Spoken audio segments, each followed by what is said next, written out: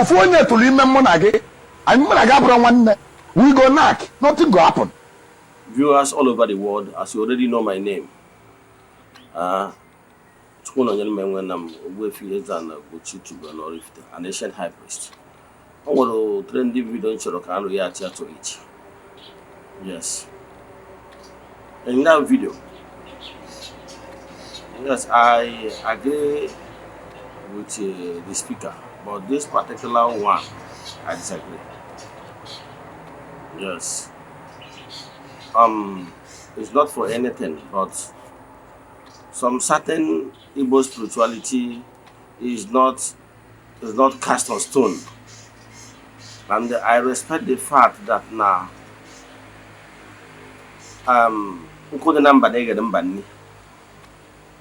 but what I don't accept is when generalizing personal opinion. This year, they superimpose the norms na obodo niile dị n'ala Igbo. Obodo nsipụta for if na Anambra State Anedo is a taboo. Nwanne idine nwanne enwere ihe bụ nwanne idine nwanne enwere nwanne nwee nwanna. I will explain. Onye ọbụla gị na ya si n'ofu akpakwuru, onye ọbụla gị na ya si n'ofu afọ wee pụta bụ nwanne gị. You know why? Whatever, there were some certain similarities unu take from nne gị, both spiritual angle, both physical angle, even health or composition. For example, then we heard about genetic factor. Yes. Genetic factor on ya, but I don't know ye ganaya. A druggy. We are more that people, and I have headed to her. More your father people, and I you headed to her. Meaning, upon some working at more. What I can boost with a 40 and I can know, 240 and I can.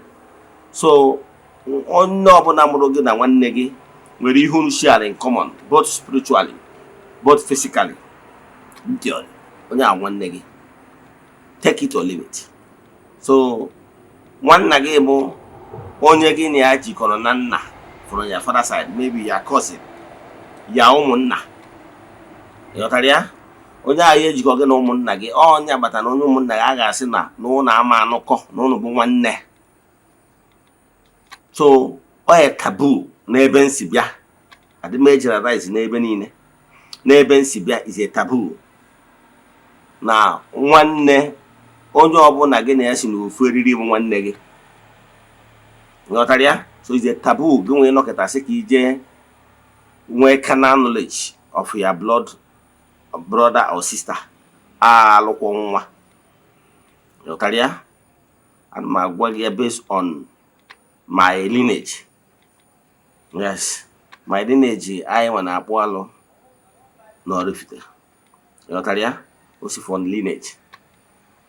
And we have lake Utenri.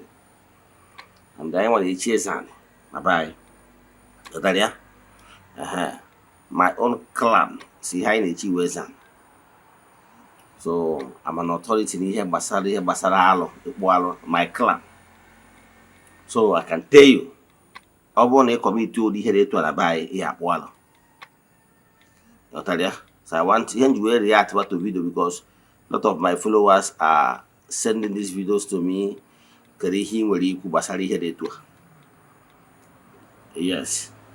Why I decided to react to it is not for to attack anybody, no. It's to set record straight, at least to my followers, to know where I stand based on my knowledge. Spirituality. Thank you.